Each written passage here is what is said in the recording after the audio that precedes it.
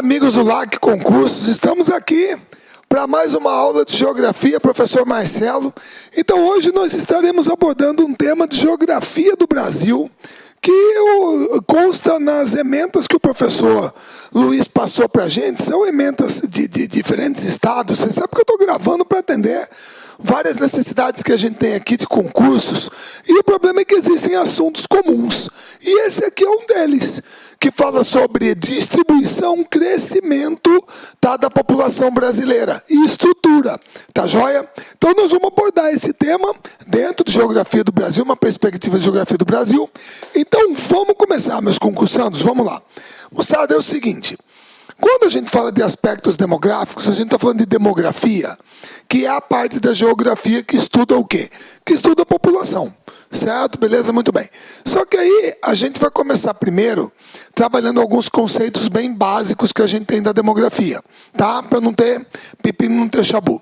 Primeiro deles, população absoluta. O que é a população absoluta de um lugar? Pessoal, população absoluta é o número total de habitantes, certo? Você lembra que quando você fala absoluto, você lembra logo de 100%, tá? É que nem absolutismo em história, você lembra de Luís XIV, né? Aquele que falou l'état c'est moi, o Estado sou eu. Quer dizer, ele era tudo. O executivo, legislativo, judiciário, nada existia fora dele. Então, sempre que alguém usar o termo absoluto, você pensa no 100%, é o todo. Então, a população absoluta é o número total de habitantes. Para esse conceito aqui, a gente aplica o adjetivo populoso. Ah, Marcelo, você está me dizendo que quando um país tem muitos habitantes, eu digo que ele é populoso. Exatamente, você diz que ele é populoso. Marcelo, mas você me perdoe, como eu estou trabalhando com um número, eu gostaria de ter uma referência. Eu sei que você botou aqui a lista dos países mais populosos em 2005 e uma projeção para 2050. Certo? Muito bem. Estou vendo aqui China, Índia, Estados Unidos, Indonésia, Brasil, Paquistão, Bangladesh, Rússia, Japão e Nigéria. E aqui, mais ou menos os mesmos. Índia, China, Estados Unidos, Indonésia, Paquistão, Brasil, Nigéria. Aí aparece a novidade: Bangladesh, Congo e Etiópia. Certo? Tudo bem, os 10 é projeção. A partir de quanto que eu considero um país populoso? Pessoal, eu adoto o seguinte referencial. Geralmente a gente considera um país populoso a partir de 100 milhões de habitantes, pô. 100 milhões é legal. 100 milhões para cima o país é populoso. Se você tem um país entre 50 e 100 milhões de habitantes, aí é o caso de Alemanha, França, Reino Unido, ele é medianamente populoso. Agora, se o país tem menos de 50 milhões de habitantes, por exemplo, Holanda, 16, Canadá, 30, 35, Austrália, 23, Uruguai, 3,5, 4, aí ele não é populoso, certo? Então esse é um primeiro conceito, tá bom? Aí vem a população relativa. O que é a população relativa? Pessoal, todas as vezes que alguém fala em, assim, tal coisa é relativa. Ah, mas isso é relativo. O que você entende? Marcelo, ele está dizendo que é em relação a alguma coisa. Certo? Se alguém fala para você, você está relativamente certo, quer dizer, por um determinado aspecto, você pode estar certo em relação àquilo. Por outro, você pode estar errado. Você entendeu? Então, presta bem atenção. Quando a gente fala população relativa, é a população em relação a alguma coisa. Tudo bem? Beleza. Agora, o que nosso amigo Newton, na física, o que Newton disse? Que nós não podemos, dois de nós não podemos ocupar ao mesmo tempo, certo? Espaço.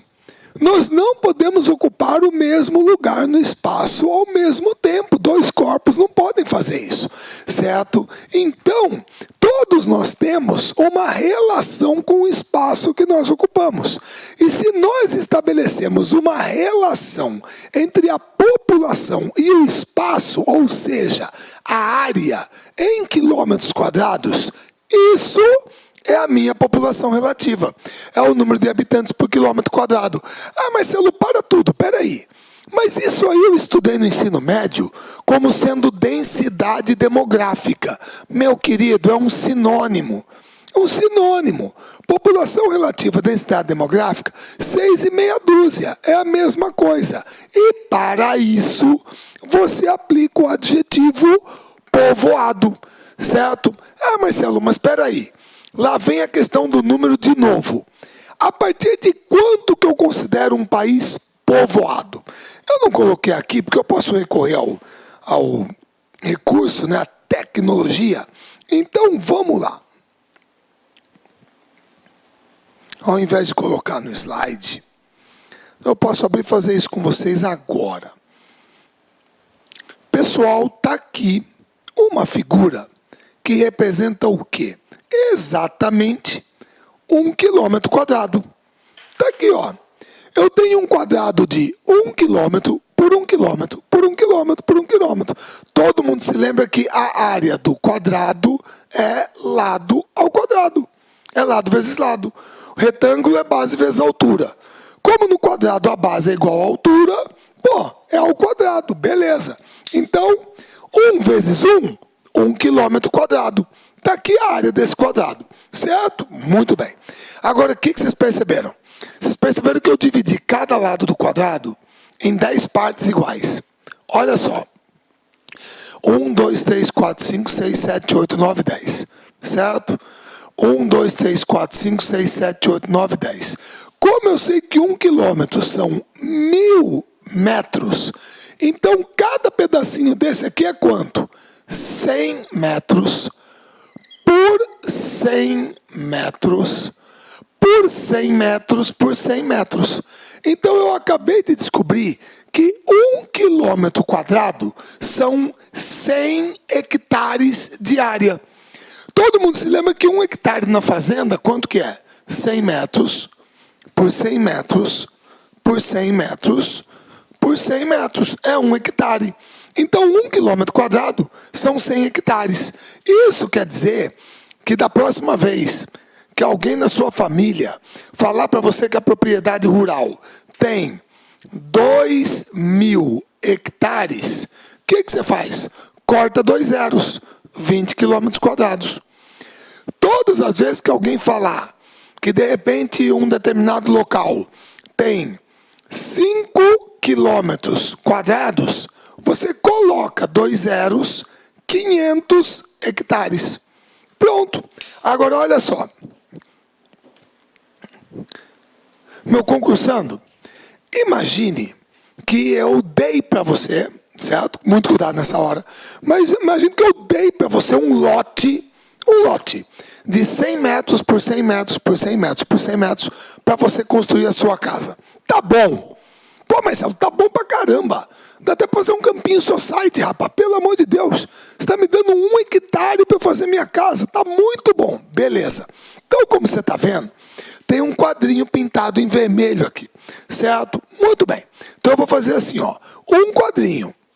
2, 3, 4, 5, 6, 7, 8, 9, 10, 11, 12, 13, 14, 15, 16, 17, 18, 19, 20, 21, 22, 23, 24, 25. Ah, Marcelo, por que 25? Já entendi. Você pegou a população brasileira, 200 milhões mais ou menos, 203, e dividiu por 8 milhões e meio de quilômetros quadrados, dá mais ou menos 25 habitantes por quilômetro quadrado. Exato. Significa que 25 brasileiros têm um lote desse igualzinho ao que eu te dei. 100 por 100 por 100 por 100 para você fabricar, para você construir a sua casa. 25 pessoas têm um lote desse. Pessoal, mas 75 lotes estão vazios. Então eu devo dizer que isso aqui é muita terra para pouca gente ou muita gente para pouca terra?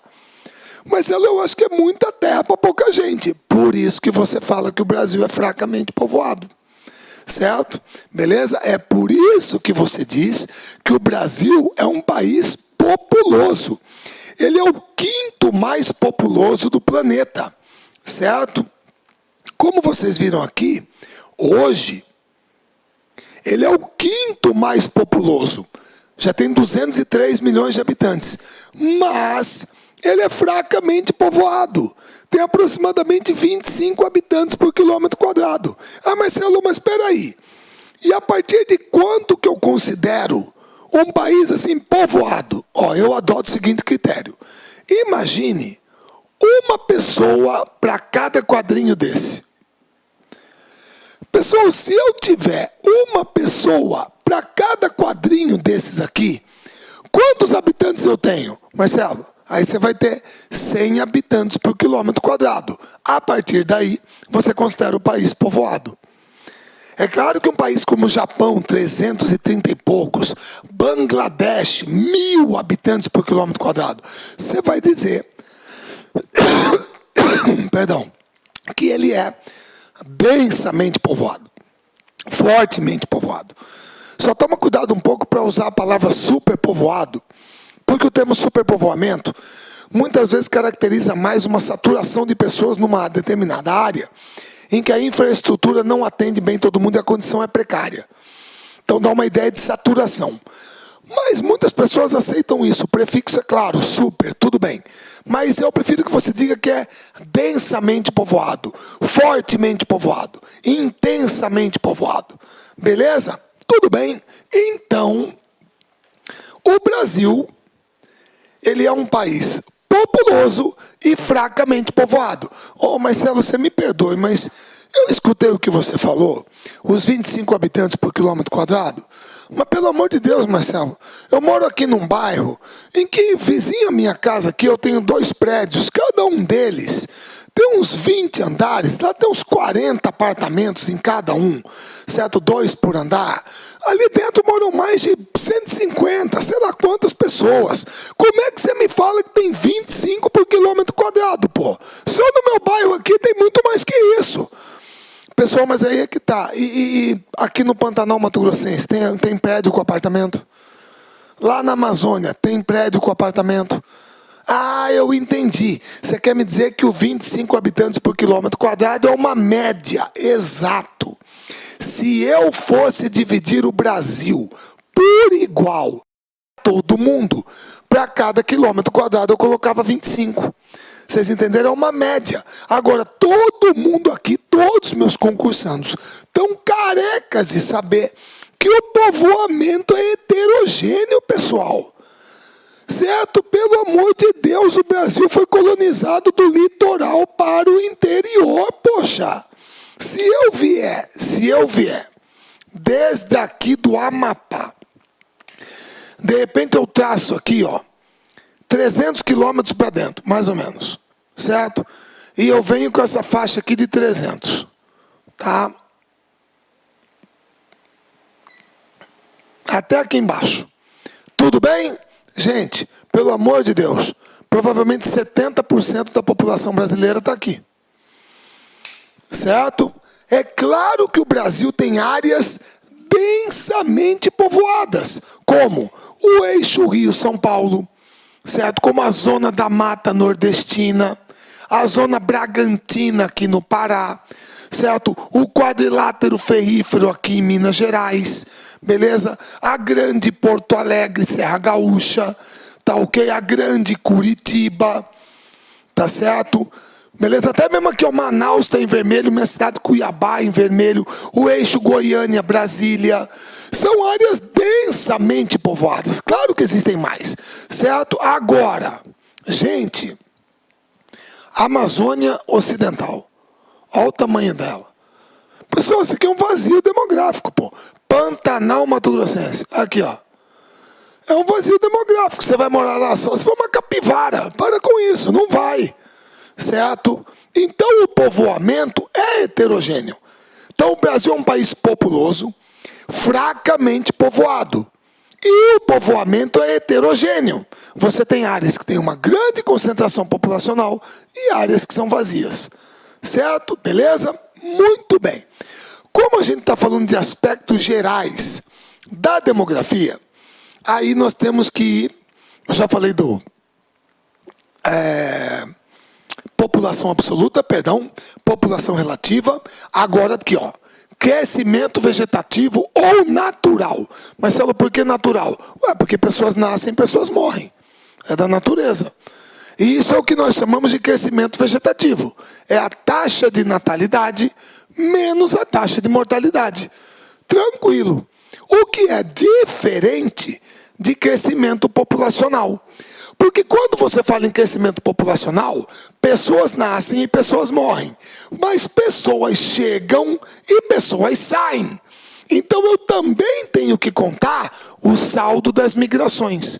Então crescimento populacional é diferente de crescimento vegetativo ou natural.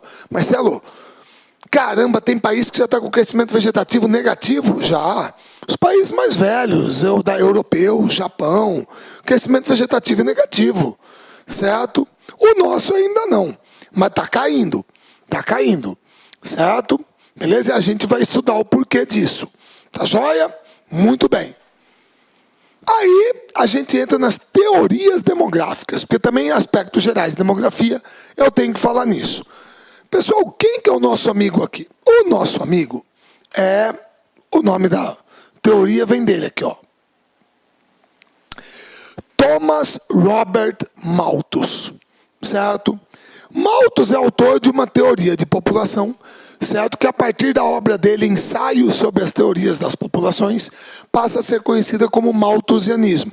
Pessoal, por favor, é uma pessoa britânico inglês, nasceu no século XVIII, viveu no século XVIII, XIX, e na verdade ele tem 2 livros, se eu não me engano, são 2 obras. E o título é enorme, é extenso. Então, geralmente a gente condensa com o nome Ensaios sobre as Teorias das Populações. Ele é contemporâneo de Adam Smith, David Ricardo, economistas da escola liberal, da escola clássica, certo? Do século XVIII e XIX. Muito bem. Mas ele resolveu investigar o tema população. E aí, ele publicou essa obra, que a gente condensa com esse nome, e ele estabeleceu 2 princípios básicos na teoria dele. Quais são? Primeiro princípio da teoria malthusiana. A população de um local, geralmente ela dobra de tamanho a cada 25 anos. Ou então, ela cresce segundo uma PG, uma progressão geométrica. Certo? Está aqui, muito bem. Segundo princípio. A produção dos meios de subsistência, ou seja, grosso modo, comida, cresce, na melhor das hipóteses, segundo uma progressão aritmética, uma PA. Então a população é em PG e a comida é em PA. Onde que nós vamos chegar? Pessoal, todo mundo aqui já estudou, conhece isso. Vamos lá.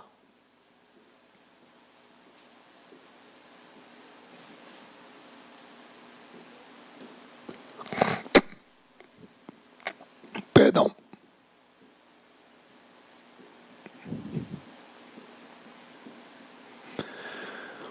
Pessoal, olha só. Vocês estão percebendo aqui que até aqui, ó, de cima aqui todo mundo sabe. Aqui em cima é a PG. Aqui embaixo é a PA.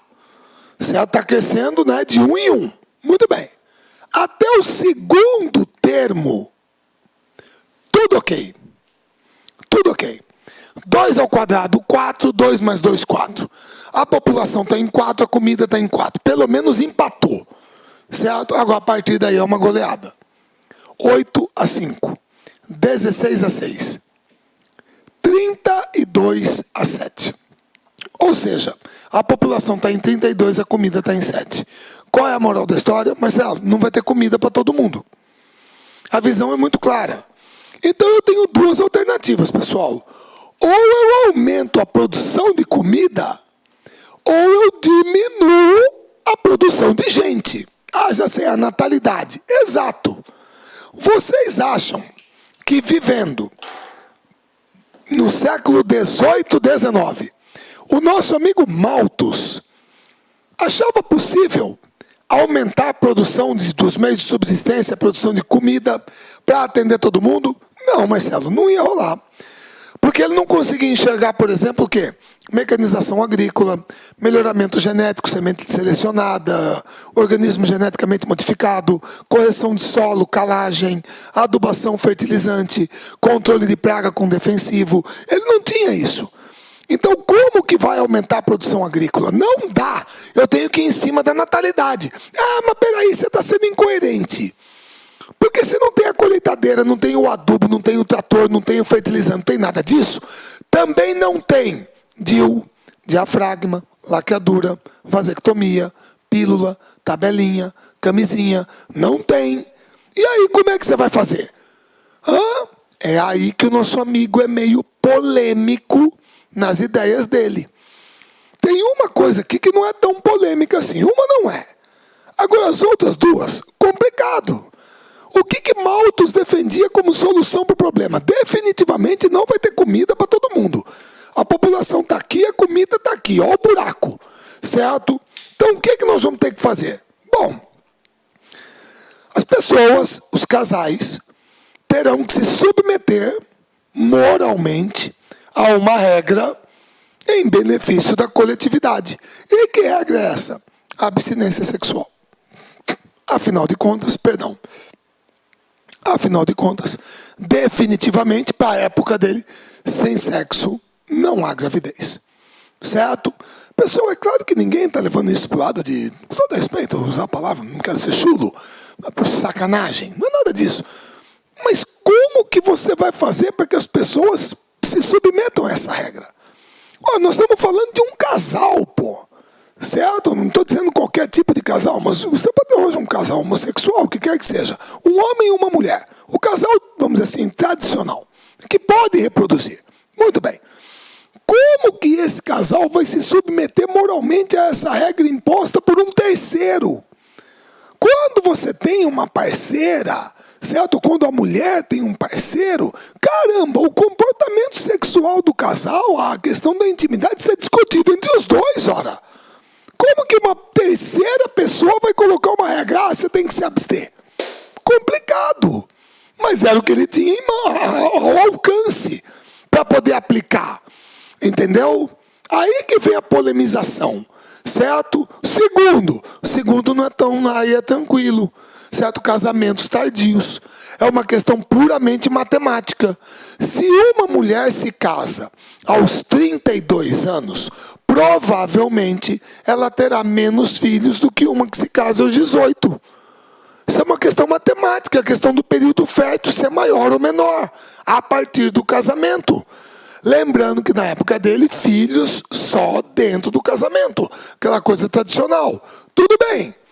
Terceiro, só devem ter filhos os casais que podem criá-los. Gente, eu sei que as pessoas não pensam, claro, até parece que eu estou falando de vocês, é porque a coisa ela é reduzida ao lado economicista, dinheiro, certo? Ao lado econômico, a coisa é economicista. Então, é assim, só podem ter filhos quem tem condições, os casais que podem criá-los. Muita gente lê uma frase dessa hoje e pensa como? Marcelo, mas é isso mesmo. Só deve ter filho quem tem condição de criar. Esse bando de gente fica botando filho no mundo porque não consegue criar essa desgraça toda. Vocês já escutaram alguma coisa assim? Pessoal, é muito complicado. É muito complicado. Por quê? Porque, veja bem, se eu trabalhar dessa maneira, eu vou falar com todo respeito, pessoal, da maneira como nós entendemos o sistema. Pessoal, eu sei que todos nós, desde pequenininhos, a gente escuta aquele negócio, meu filho, você tem que trabalhar para ser honesto, ganhar dinheiro, você vai vencer na vida, papapá. Todos nós ouvimos isso, certo? Muito bem. Agora, se eu pegar, por exemplo, um trabalhador, certo? Um trabalhador normal, vamos botar aí 2 salários mínimos, 1.600, por aí. A parceira dele, um salário, está ali 1.000, está 2.500, 2.600. Pessoal, muitos de nós, pela concepção que nós temos do que é a nossa vida, pela concepção que nós temos do que é criar um filho, botar um filho no mundo e criá-lo, R$2.500 é a renda adequada para colocar esse filho no mundo? Não. Muitos responderão não.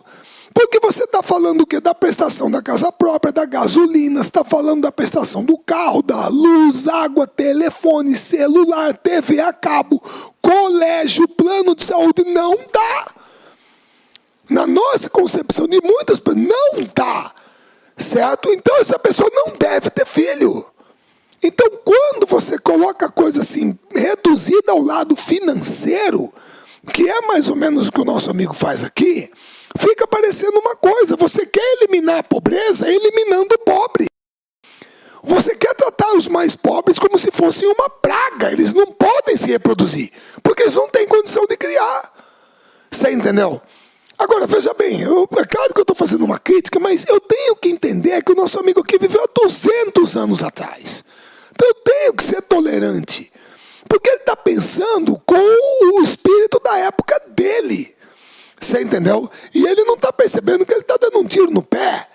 Quer dizer que só podem ter filhos os casais que têm condições de criá-los. Muito bem. Então daqui a um certo tempo vai ser interessante ver quem é que vai estar catando lixo na rua. Quem? Quem é que vai estar, sei lá, fazendo os serviços mais básicos? Se os pobres não estiverem lá. Porque é uma das coisas do sistema capitalista. Ele não existe sem explorador e explorado. Certo? Beleza? Mas eu tenho que entender o contexto em que ele viveu. Certo? E ele foi o primeiro cara, a primeira pessoa a colocar um estudo sobre população com a teoria dele. Certo? Beleza? Muito bem. Aí depois do malthusianismo, da teoria dele, o que nós temos? O neomalthusianismo. Todo mundo se lembra que o prefixo neo é o quê? Novo. Novo malthusianismo. Por que novo? Porque ele vem do pós-segunda guerra, segunda metade do século XX. Qual é a visão desse pessoal? Vamos lá, eles continuam pensando do mesmo jeito, porque é novo. Pobre é pobre porque tem muitos filhos. Se não tivesse tanto filho, não era tão pobre. O problema é que fica tendo um filho atrás do outro, não consegue guardar dinheiro para investir em alguma coisa, para melhorar de vida, abrir um negócio. Então, a causa da pobreza é o grande número de filhos. Qual é a solução? Controle de natalidade. Perceba que a turma continua pensando do mesmo jeito de Malthus. O problema é a natalidade. Por isso, neo. Só que após a Segunda Guerra Mundial, eu tenho como fazer o controle de natalidade. Agora eu tenho o que Malthus não tinha. Eu tenho o quê? Pílula, camisinha, tabelinha, DIU, diafragma, laqueadura, vasectomia. Eu tenho isso, certo? À disposição. Agora, aí que eu tenho que ter bem claro uma coisa. Pessoal, o problema do crescimento populacional no mundo, quer dizer, onde a população cresce mais, tá? Por acaso é na Alemanha? Não, Marcelo, país de primeiro mundo, que é isso? Então é na Austrália? Não, Marcelo, a população... Canadá? Não, também. Holanda? Não. Bolívia? Sim, Marcelo. País subdesenvolvido. Bangladesh? Sim, Marcelo. Costa do Marfim? Sim, mas até mesmo Brasil. É lá que a população cresce muito? Sim, nos países subdesenvolvidos. Então, o neomalthusianismo é uma teoria pensada, elaborada, gestada nos países desenvolvidos, mas para ser aplicada nos subdesenvolvidos, porque é lá que está o problema do crescimento populacional acelerado. É lá, certo? Marcelo, mas aí tem um pepino. Como é que eu vou fazer para um país adotar uma visão dessa? Quer dizer, como é que um governo, sei lá, vai assimilar? Gente, ele pode até fazer isso. Mas eu coloquei aqui uma dica para vocês. Eu vou até mostrar o site. Para você não ficar com aquela ideia de que ONG é só aquele negócio de meio ambiente, Greenpeace, sei lá o quê, papapá. Então, olha só. Pessoal, aqui nós temos a página do IPPF, que é o International Planned Parenthood Federation. É a Federação Internacional de Planejamento Familiar. Certo? Olha só. Aqui ele está falando um site com cartazes e outras imagens. Olha só. Sem desculpas. Protegendo a vida da mulher, proteger a vida da mulher é uma prioridade em qualquer circunstância, em todos os tempos. certo? Ah lá, saúde reprodutiva. Cuidados com a saúde reprodutiva salvam pessoas. Você tem esse cartaz aqui com essas mulheres, tudo bem. Agora olha o perfil. Olha o perfil. O que você percebe, Marcelo? São principalmente mulheres com perfil de países subdesenvolvidos. Porque é lá que eles atuam, não nos desenvolvidos. Ou então, vamos pegar um outro, porque não é só uma não, eu botei o nome das duas para vocês. Pessoal, aqui está o site do The Population Council, certo? Muito bem. É mais ou menos a mesma coisa que nem o outro, tá? Do IPPF. Tá ok? Beleza? Trabalha com população, pesquisas e entrega soluções para melhorar a vida ao redor do globo. Certo? Muito bem. Olha só as fotos que aparecem aqui. Que nem no outro. Olha o perfil das mulheres. É a mesma coisa. Aí, ó, é só país subdesenvolvido. Isso aqui poderia ser uma estudante brasileira. Certo? Aqui, ó, desenvolvendo novas opções contraceptivas. Então, essa turma atua naquele sentido de, são ONGs, mas naquele sentido de distribuir camisinha, pílula, realizar cirurgias de laqueadura, vasectomia gratuitamente em países subdesenvolvidos, porque eles acreditam que é o controle de natalidade, certo? A solução para a pobreza causada pelo grande número de filhos. Certo? E no Brasil, nós temos uma certa visão neomalthusiana. Afinal de contas, no SUS, pílula, camisinha, cirurgia de laqueadura, vasectomia, é gratuita. É gratuita, você pode fazer de graça pelo SUS. Ah, então o Brasil tem controle de natalidade. Nunca diga isso. Nunca diga isso. Ah, mas eu não precisa... Estou falando sério. Não. Mas como não? Você está falando... Pessoal, eu desafio qualquer pessoa, qualquer concursando que está me assistindo, a provar que uma pessoa da Secretaria de Saúde do seu município, do seu estado, ou do Ministério da Saúde, foi até a sua casa e disse para você quantos filhos você tem que ter. E isso, pessoal, é da China. Lembra aquele programa? Uma família, um filho. Isso é controlar a natalidade. O que o Ministério da Saúde incentiva, através da distribuição desses contraceptivos, é o quê? Planejamento familiar. Agora, cada um planeja o tamanho da sua família do jeito que quiser. Pô, o país é livre. Ninguém te obriga a ter tantos filhos. Então, controle de natalidade, não. Planejamento familiar, sim. Certo? Muito bem. Aí, nós vamos para a terceira, que é o antimalthusianismo, ou teoria marxista ou reformista. Certo? Muito bem. Pessoal, olha só como que é a inversão. A língua portuguesa é linda nisso, né? Você inverte as palavras, você muda totalmente o sentido. Só para você lembrar como é que era. Pobre é pobre porque tem muitos filhos. Se não tivesse tanto filho, não era tão pobre. Neomalthusianismo. Pobre tem muitos filhos porque é pobre. Se ele não fosse tão pobre, não teria tantos filhos. O problema é que, de novo, numa visão reducionista, a turma vai enxergar nisso aqui só o quê? Dinheiro. E não é assim. Claro que nós vivemos num mundo capitalista, numa sociedade capitalista, o dinheiro faz parte do processo.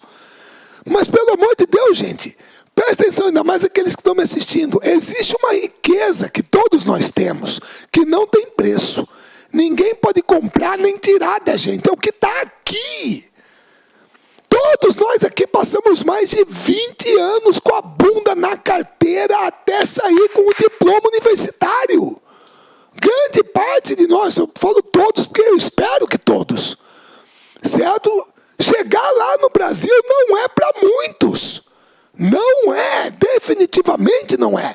E é uma riqueza que não tem preço. Certo? Perceba que eu coloquei aqui para vocês analisarem. Me desculpe que está pequeno, mas na aula fica melhor. São todas as regiões do Brasil e o Brasil. Brasil, Norte, Nordeste, Sudeste, Sul, Centro-Oeste. Brasil, Norte, Nordeste, Sudeste, Sul, Centro-Oeste. 1991, 2000. 2 censos. E o que tem aqui? O nível de instrução das mulheres. Aqui são as mulheres que nunca estudaram ou têm menos de 1 ano de estudo. Aqui são as mulheres que têm 11 anos ou mais de estudo. E em 91, qual era a média do Brasil para as mulheres que praticamente não tinham estudo? 5 filhos em média.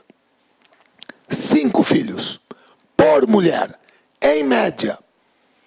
E as que mais estudaram? 1,73. 2000, Brasil. As que menos estudaram, 4,12. Caiu. Mesmo entre elas, mas é 4,12.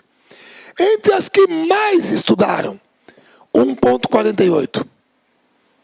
Então existe uma relação direta entre o nível de instrução e a quantidade de filhos.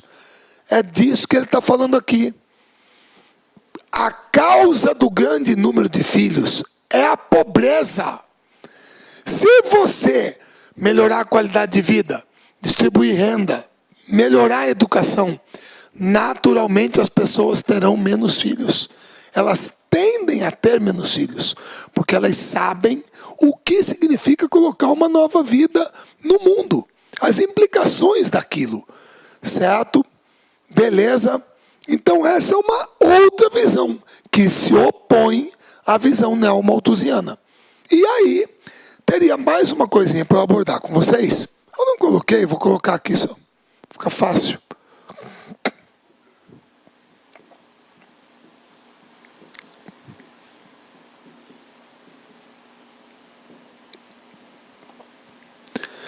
Que é o ecomalthusianismo.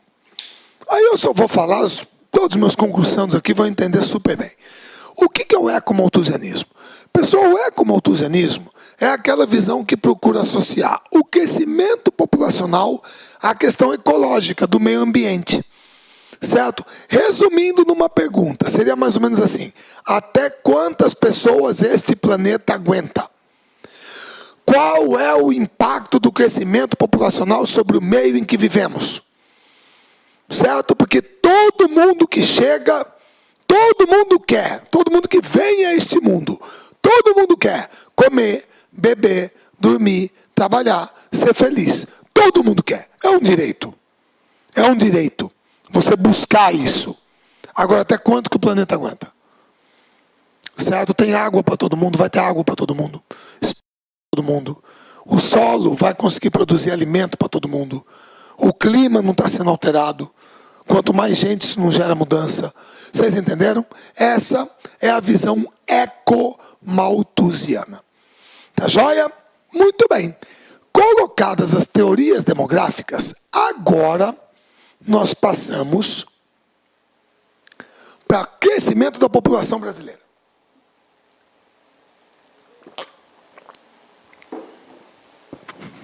Perdão, desculpa se eu afastei o microfone. Crescimento da população brasileira.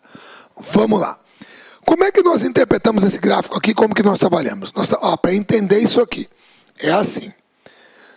Pessoal, em 1872, Dom Pedro II mandou fazer o primeiro censo do Brasil.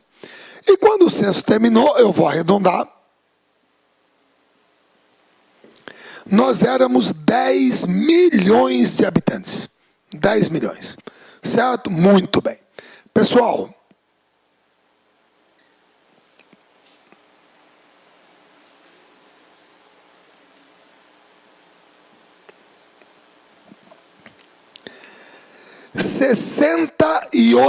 anos depois, 68 anos, em 1940, nós éramos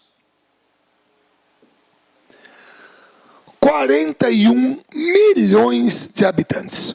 Ou seja, em 68 anos, a população cresceu 31 milhões de pessoas. Certo? Muito bem. Pessoal,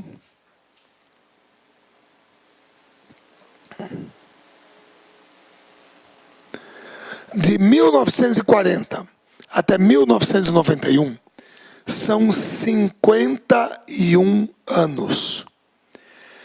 51 anos são 17 anos a menos que 68.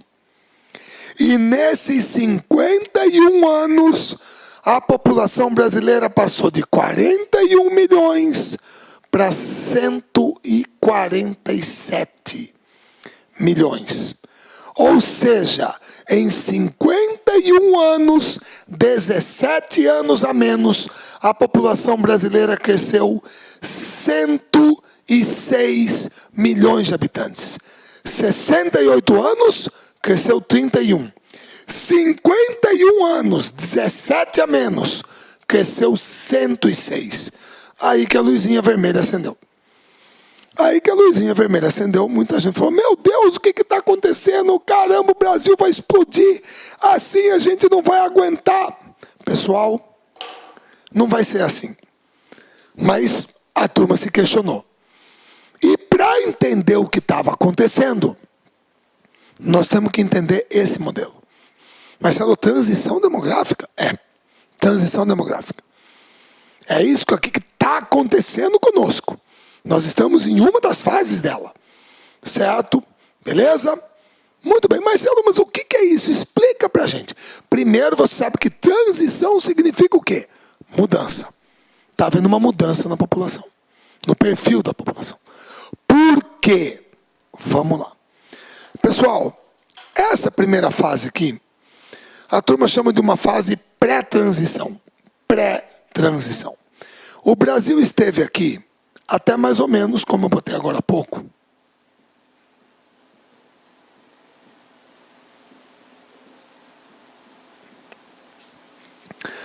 as décadas de 30, 40, por ali, entre 1930 e 40, o Brasil estava aqui.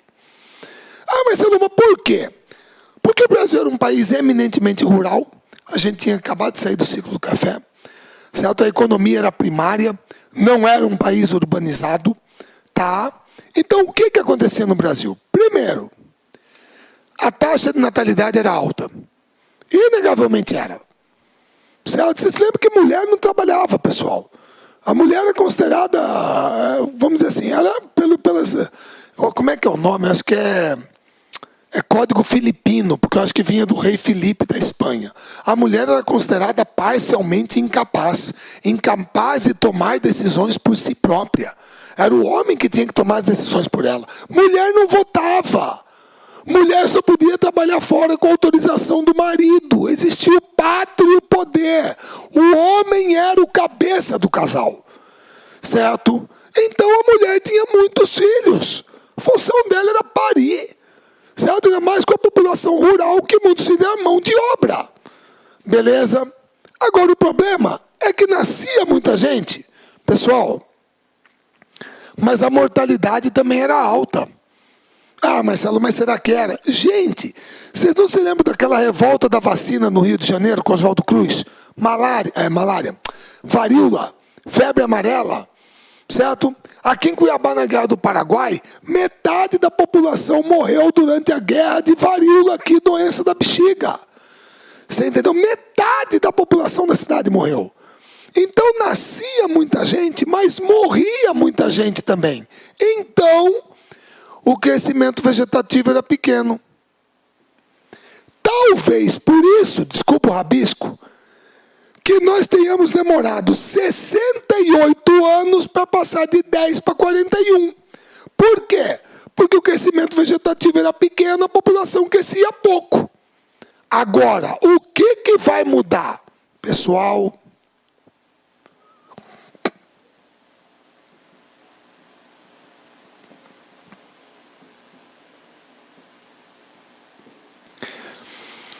entre as décadas de 40 e 90, o Brasil entra aqui. Nessa fase? Exatamente. Certo? Mas olha o que aconteceu aí. Olha o que aconteceu com a mortalidade. Foi lá para baixo. A taxa de mortalidade foi lá para baixo. Marcelo, mas por quê? Meu caro, presta bem atenção. Numa relação de causa e efeito, não é urbanização que provoca industrialização. Industrialização acelera a urbanização. Certo? Muito bem. Pessoal, então é o seguinte. A urbanização tem um impacto muito grande na nossa vida. Quando a gente fala da industrialização também, todo mundo se lembra de Revolução Industrial, e está correto. Só que existe um outro impacto que é brutal, que é esse aqui, ó, que muitas vezes o pessoal não se lembra muito bem, que é esse aqui. Depois eu volto lá para o gráfico, tudo bem.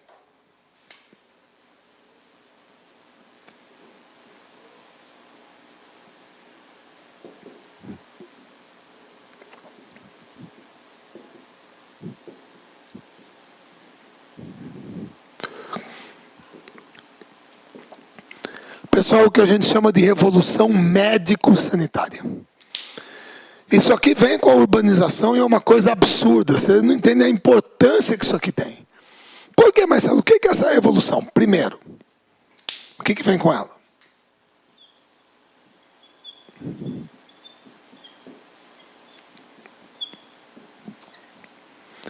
Profilaxia.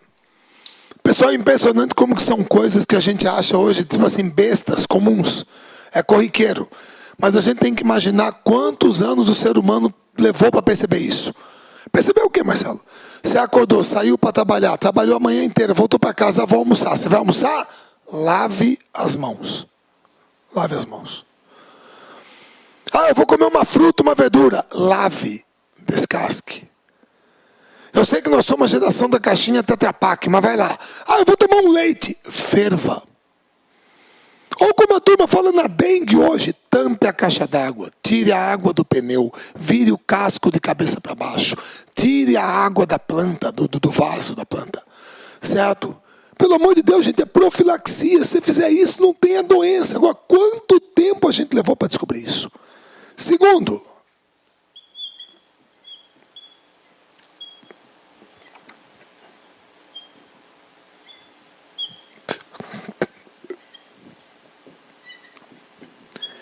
saneamento básico. Saneamento básico. Pessoal, isso é qualidade de vida, pô. Isso é qualidade. Eu sei que nós estamos muito longe do ideal, mas muito longe mesmo. Certo? Mas dá dó quando você vai naqueles bairros mais pobres, pessoal. Aquela gurizada jogando bola na rua, né, de terra. De repente o menino dá um bico na bola, a bola cai num córrego que passa ali do lado. O menino não pensa duas vezes. Ele entra lá, pega a bola e volta. Por isso que a perna dele é cheia de pereba. Aquilo ali é o esgoto do bairro, é puro, desculpa, cocô, mijo. E aquilo ali, quando chove, transborda, vai para dentro das casas. Pelo amor de Deus. Agora imagina, por exemplo, com todo respeito, né? Nossa rua que é asfaltada, nosso prédio que tem a fossa séptica, tem uma rede de esgoto coletada. Pelo amor de Deus. Olha a feição dos nossos vizinhos, todo mundo com a pele bonita, tal, bem tratada.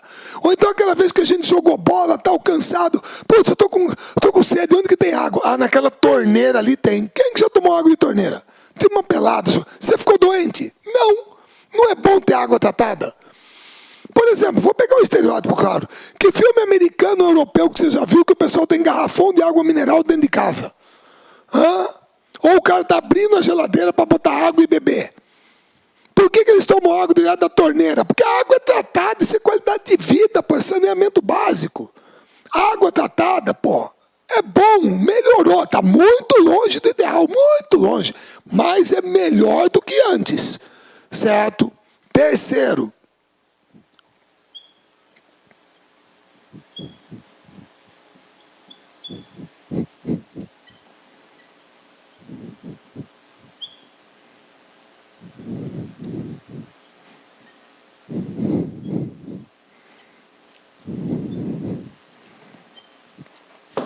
medicina preventiva e curativa. Pessoal, é como qualquer um de nós chegar hoje, a minha está com 80 aí, ainda está aí, graças a Deus, né? Chegar e falar, mãe, cadê meu cartão de vacinação? Vocês que são mais novos que eu, você pergunta, né? Tua mãe ainda está por aí, graças a Deus, certo? Em algum lugar, moçada, que você não sabe onde é, ela vai abrir uma gaveta e lá dentro vai estar tudo guardadinho seu, a foto, o álbum do neném, papapá, sei lá o quê. E ela vai tirar lá, se for menino azul, menina cor-de-rosa, vermelho. Abre e vê onde que não tem carimbinho. Todas as datas que o governo combinou com sua mãe, com seu pai, eles te levaram. E o que que tem lá? Tétano, difteria, coqueluche, sarampo, varíola. De repente já tem catapora, meningite, hepatite, poliomielite, gripe, HPV, sei lá. Por isso que nós somos perfeitos também, pessoal. Certo? E a parte mais barata, você previne. Agora, mesmo que não dê para prevenir, exames, então, mas achou. Quantos de nós que não tem um caso na família, ai, câncer, está vivo. Está vivo, teve que fazer químio, o cabelo caiu, o cabelo nasce de novo, vida você só tem uma. É parte do processo. Você até é um baque, sim, claro que é, mas vai viver. Você sente uma segurança muito grande quando o cara, você fizemos aqui, mas vai sobreviver. Você entendeu? Então, isso aqui explica por que, certo?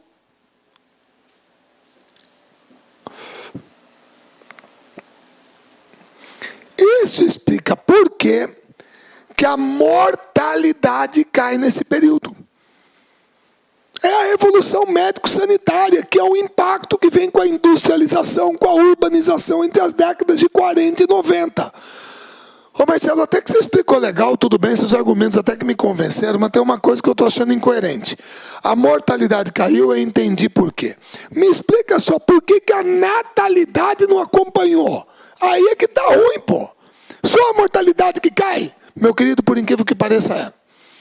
Porque para fazer com que você não morra de uma doença, basta que eu pegue a vacina, o avanço da medicina, eu te dou uma pílula, vou lá e pronto, você está imunizado. Você não vai morrer dessa doença. Certo? Agora, pessoal, você não muda a cultura de uma sociedade, o comportamento de uma sociedade com uma vacina.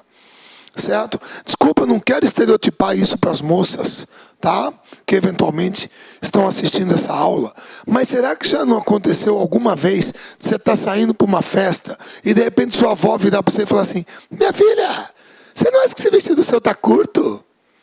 Para você não tem nada demais, nem de repente para o seu namorado, tá tranquilo, todo mundo usa, mas é a cultura dela. Leva tempo para, você entendeu? Para se adaptar, para entender. De repente você com, sei lá, 17, 18 anos, chegando sozinha com o namorado, 4 horas da manhã em casa. Pô, sua avó namorou na sala. Mal pegava na mão, beijar, nem pensar para frente de pai e mãe. Então isso leva tempo, certo? Não é com uma vacina que você muda isso, até porque não precisa de vacina nenhuma, é uma questão de cultura da época, certo? Então, é por isso que a mortalidade cai, mas a natalidade não acompanha. E aí tem um problema.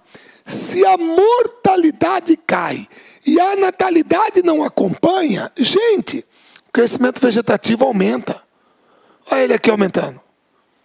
Certo? Ah, Marcelo, eu entendi. Então, essa segunda fase aqui é a fase em que a população pulou de 41 para 147.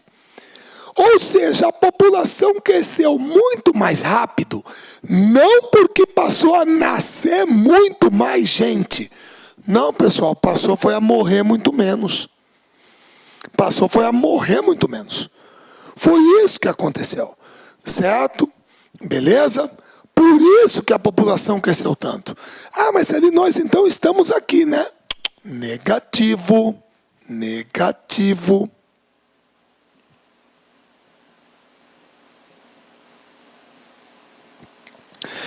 Todo mundo sabe que quando a gente bota uma data, tracinho, em branco, significa o quê? Ah, é até hoje. Exato. O que está acontecendo agora? A natalidade está caindo. A mortalidade já caiu, vai ficar estável aqui embaixo. Ele tende a estabilizar. Agora é a natalidade que está caindo. E com isso, o crescimento vegetativo está caindo também. Ah, você quer dizer que a população brasileira continua crescendo, mas num ritmo menor que no passado? Sim. Ô Marcelo, e por que agora a natalidade está caindo? 3 coisas básicas. Uma, nós já respondemos. Eu vou falar, nem vou escrever. Uma, nós já respondemos. Por que a natalidade está caindo? Planejamento familiar. Certo? Desculpa eu falar dessa maneira com os rapazes aí, mas a gente, homem, a gente é mais largado. A gente não pensa muito nisso. Só depois que casa. Entendeu? A mulher não. É ela que carrega, doutor. Mulher é mãe. Entendeu? Então, geralmente as moças, quando já estão entrando na faculdade, certo? Quando estão lá na adolescência, por ali, fazendo planos para o futuro, a maioria pensa. E se você olhar hoje as respostas, geralmente é uma média. E qual é a média? No máximo 2, no máximo 2, no máximo 2, no máximo 2. Compara com sua avó. Compara quantos filhos que sua avó teve. Você entendeu? Então, hoje o pessoal está planejando. E o número de filhos é menor por casal, isso é um fato. A fecundidade da mulher brasileira hoje está em cerca de 1,83 filhos por mulher. Certo? O limite de reposição é 2,1, nós já estamos abaixo do limite. Tá? Qual outra coisa? Maior participação da mulher no mercado de trabalho. Isso é fato. Primeiro, a minha carreira profissional. Depois, eu vou pensar na família. Certo? Meu dinheiro, meu talão de cheque, meu carro, meu cartão de crédito, ora, minha renda. Claro que é primeiro o meu lado profissional. Depois eu vou pensar a família. Certo? Terceiro, difusão de métodos contraceptivos. Pessoal, falar sobre anticoncepcionais hoje, isso deixou de ser tabu. Nós mostramos que no SUS é distribuído gratuitamente. Hoje você tem palestra nas escolas, aula de DST/AIDS, os casais conversam isso com os filhos. Você tem que aconselhar, é parte do processo. Antigamente era sujo, era feio, era besteira. Isso mudou. Mudou. É a cultura que muda com o tempo. Certo? Então isso explica por que a natalidade caiu. Certo? Ô Marcelo, peraí. Você está me dizendo, então, que neste momento nós estamos nessa fase amarela aqui da transição demográfica? Sim. E a azul lá? Pessoal, essa azul, a gente vai entrar nela mais ou menos lá por 2030, 2035, por ali. E o que vai acontecer? Pessoal, por incrível que pareça, a natalidade tende a ir para baixo da mortalidade. A natalidade vai ficar menor que a mortalidade? Vai. Ué, Marcelo, mas aí o crescimento vegetativo vai ser negativo. Exatamente, coisa que você viu lá atrás, numa tabela que eu mostrei. Inclusive, meus queridos, presta bem atenção. Eu sei que está meio pequenininho aqui, mas eu coloquei para vocês para fazer a comparação. Por favor, acompanha comigo. Ó. Brasil, 1950, 53 milhões de habitantes. Brasil, 2010. 194 milhões de habitantes. Brasil, 2050, 223 milhões de habitantes. Brasil, 2100, 178 milhões. Pessoal, sim, em 2050, a gente estava com 223. E em 2100, 178, a população encolheu 45 milhões de pessoas. Ué, por quê? Porque morreu mais gente que nasceu. Certo? Beleza? Então nós tenderemos sim, no futuro, a entrar nessa fase aqui. Uma fase em que já estão países como Bélgica, Hungria, Suécia, Noruega, que são países velhos. Ah, Marcelo, mas peraí, o Brasil não é um país velho? Não. Você pode dizer, por favor, pessoal, por favor, perguntar para uma pessoa se ela está envelhecendo é uma coisa. A cada segundo a gente está envelhecendo. Perguntar para uma pessoa se ela é velha é outra coisa. Se alguém te afirmar numa prova que o Brasil, a população brasileira está envelhecendo, você marca verdadeiro na hora. Se alguém te disser que a população brasileira é velha, absolutamente falso. A maioria hoje é adulta. O Brasil é um país maduro. Certo? Beleza? Ah, mas e aonde que eu consigo enxergar isso, meu querido? Aqui eu botei, ó, a taxa de crescimento da população brasileira aqui, ó. Olha o pico aqui, ó. 40, 50, 50, 60, 60, 70, 70, 80. É aqui que é aquele período da explosão demográfica. Esse período aqui é o período da segunda fase, que a população pulou para 147, certo? Agora, olha como que o crescimento vegetativo está caindo. Consistentemente, certo? Aqui você tem a taxa média geométrica dos estados. Eu vou pegar dois aí que a gente está gravando para a turma. Vamos lá. Pernambuco, em 91, 2000, 1,19. 2000, 2010, 1,06. Caiu. São Paulo, 91, 2000, 1,80. 2000, 2010, 1,09. Caiu. Certo? Beleza? Caiu o crescimento populacional. Tá joia? Agora, aqui eu coloquei, ó, é bom lembrar que como é crescimento populacional isso aqui, os estados que mais cresceram aqui têm um componente da migração, que são Amapá, Roraima, Acre, por isso que o meu estado aparece aqui, Mato Grosso. Agora, olha onde que está São Paulo. Pouco, porque hoje tem mais gente, grosso modo, está meio pau a pau, saindo do que chegando em São Paulo. Certo? Beleza? Muito bem. Agora é aqui que nós vamos trabalhar.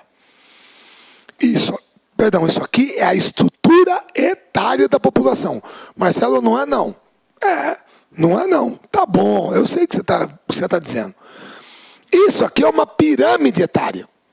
Isso aqui é o gráfico que me mostra a estrutura etária da população. A estrutura etária é dividir por idades. Claro, jovens, adultos e idosos. Você tem 3 grupos. É a estrutura etária da população. Eu vou tentar dividir aqui de acordo com um critério meu. Eu discordo frontalmente, por exemplo, de publicações que colocam jovens até 14 anos de idade. E de 15 para frente bota adulto. Mas eu discordo firmemente. Isso é problema meu de critério. Tá? É subjetivo. Aqui o que eu vou fazer? Para mim tá bom aqui, ó.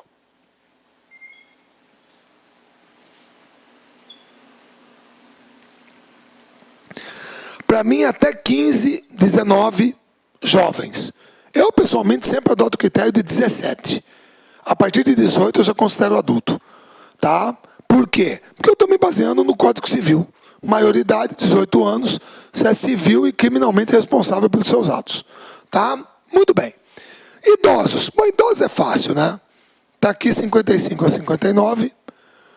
Porque todo mundo se lembra que a partir dos 60... fila em lotérica, fila em banco, estacionamento em shopping, supermercado, viajar de ônibus de graça. 60, beleza. Jovens, adultos e idosos.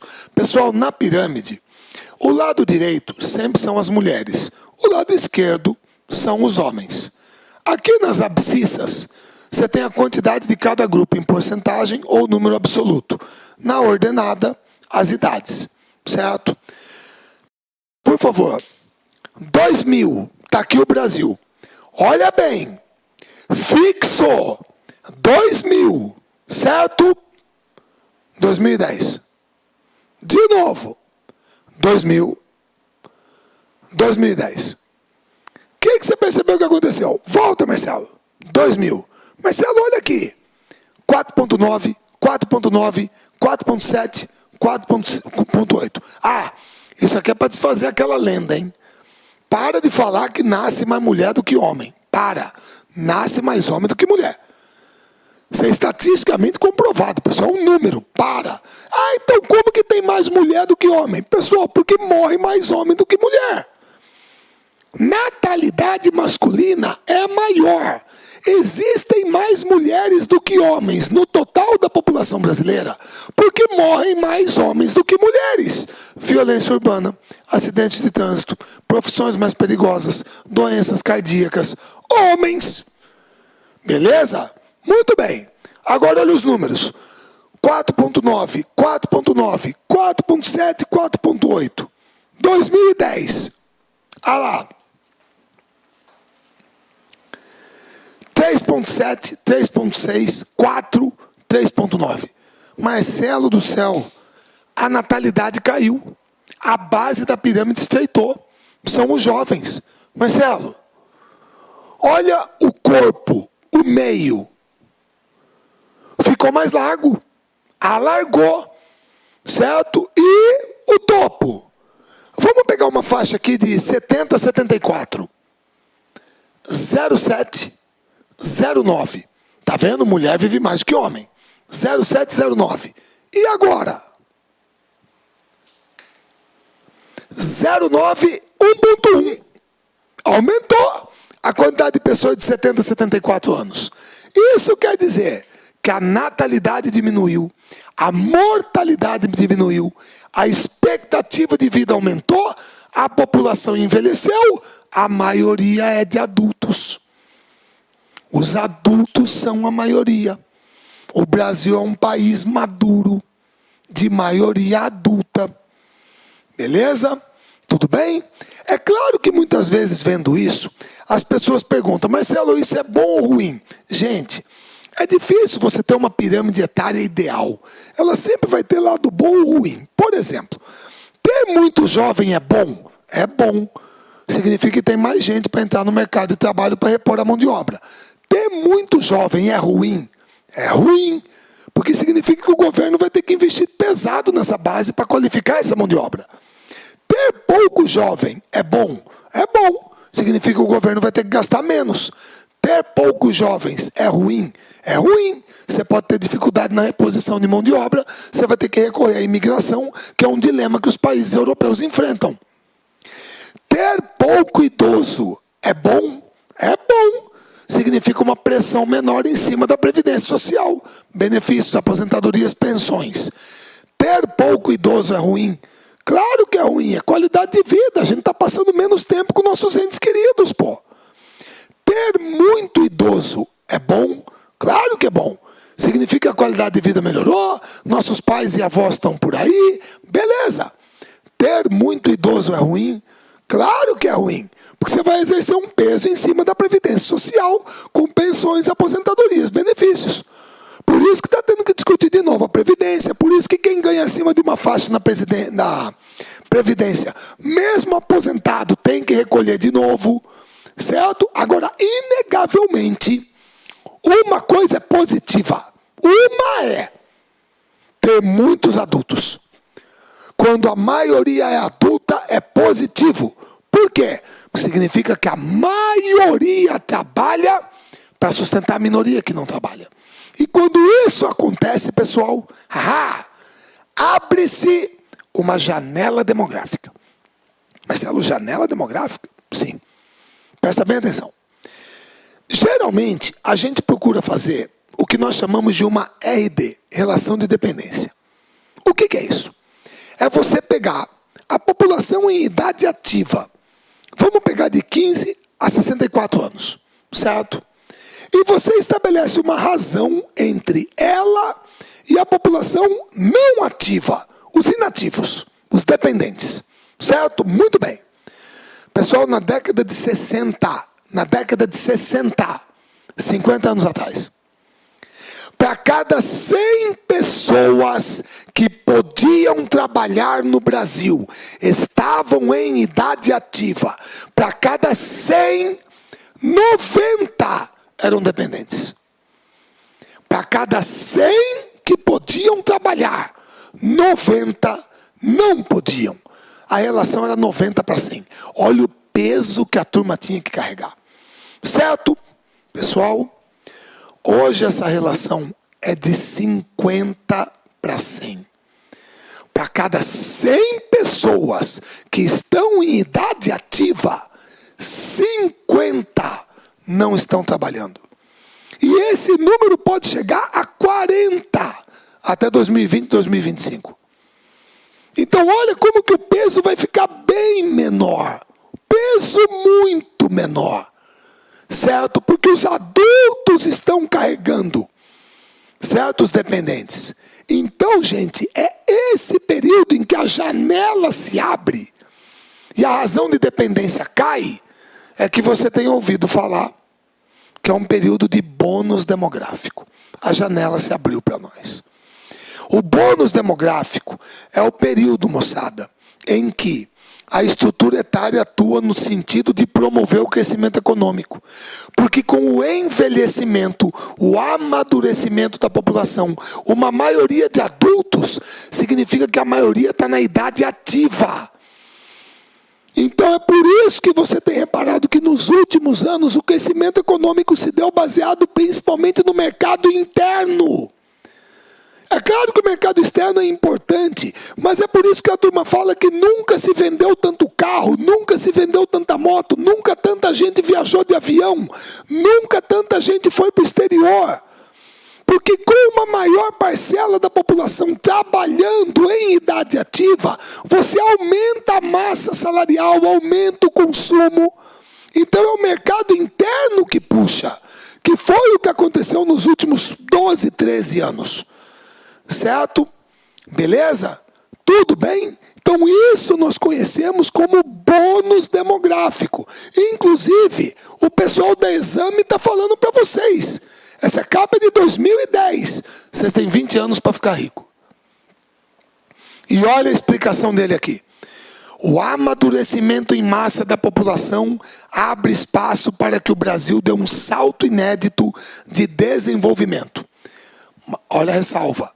Mas atenção, a janela de oportunidades tem data para fechar. É a janela demográfica. Já sei, Marcelo. Você está dizendo para a gente que a janela, de certa maneira, vai fechar quando a gente entrar aqui, né? Exatamente. Aí nós começaremos a viver o dilema que os países europeus já estão vivendo hoje, que é ter uma população o quê? Velha. Certo? Só para efeito de comparação, pessoal, poder passar isso para vocês, né?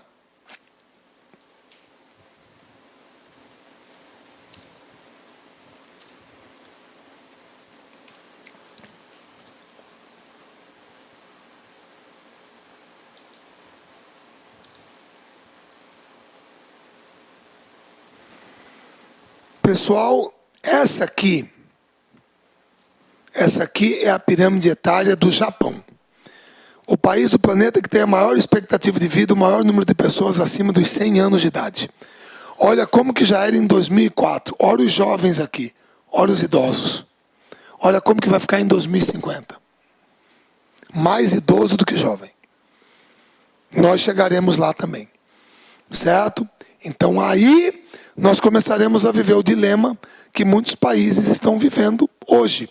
Só que nós estamos ainda num período em que a janela está aberta e nós temos um bônus demográfico a ser aproveitado.